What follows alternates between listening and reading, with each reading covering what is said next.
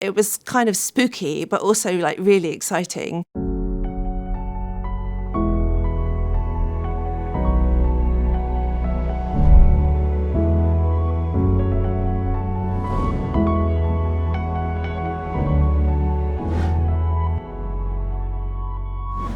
My name's Dr. Harriet Smith from Cardiff University, and I'm working on a project called Industrial Decarbonisation in Insecure Times.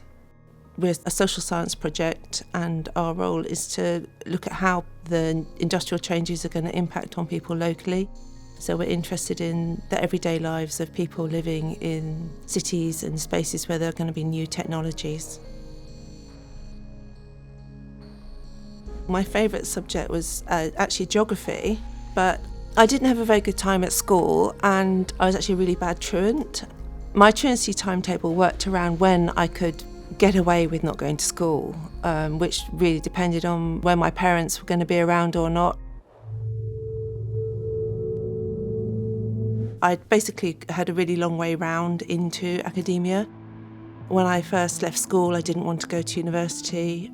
So I've done loads of different jobs. I've worked on a market stall, I've done bar work. I spent a lot of time working in the construction industry, and I did eventually go to university, but by then I think I was in my mid-20s. My first degree was in fine art. I did my PhD, was in visual sociology, and that was in London at Goldsmiths University. All of the subject matter was around animal studies, which is quite a geographical subject because there's animal geographies, and it's a very interdisciplinary subject. And then I did a project at Cardiff University in the geography department, working on dog training. Then I saw the post advertised for my current job with IDRIC. In a funny way, coming to work at IDRIC is a bit like full circle for me because it's a joining of art and science, as it's a very interdisciplinary setup, which is something I think is really important.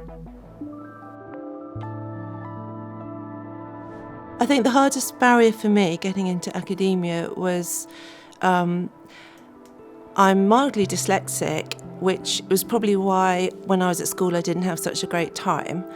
And going into a situation where I was expected to write essays, it took a lot of work. I have to say I worked really, really, really hard. But I think that if you find something difficult, you're putting that much more effort in, you actually get more out. So I'm actually glad that I found it difficult. So a big part of my role is looking at the industrial changes that are going on in South Wales. For example, in the town of Port Talbot, there is a big steelworks and a power station, and the fossil fuels that have been used to fuel those industrial buildings and projects are going to have to change. I think in the area there's a strong connection to both the sea and the land, and there could be different sort of shapes to the local environment. So there could be more ships, there could be some more windmills on the mountains surrounding. There'll be less pollution, the air will become cleaner, there could be a lot more jobs. With the South Wales Industrial Cluster, we took a trip to Aberthaw Power Station, which is a disused power station, and I just found that so exciting because we all wore hard hats, and we were shown around the whole power station, which is basically being shut down. And it was kind of spooky, but also like really exciting. And they'd got baby owls, and they'd got peregrine falcons, and they'd even got just like cats that had just decided to start living there, loads and loads of different animals. To me, that sort of summarised the end of coal and the beginning of the new era. And yeah, I think that was a really exciting day. What sort of jobs are available in this field? So in order for us to successfully decarbonise our industry, we are going to need everyone's help. There's loads of different jobs in this field. Even within social science, there's all sorts of different social science roles.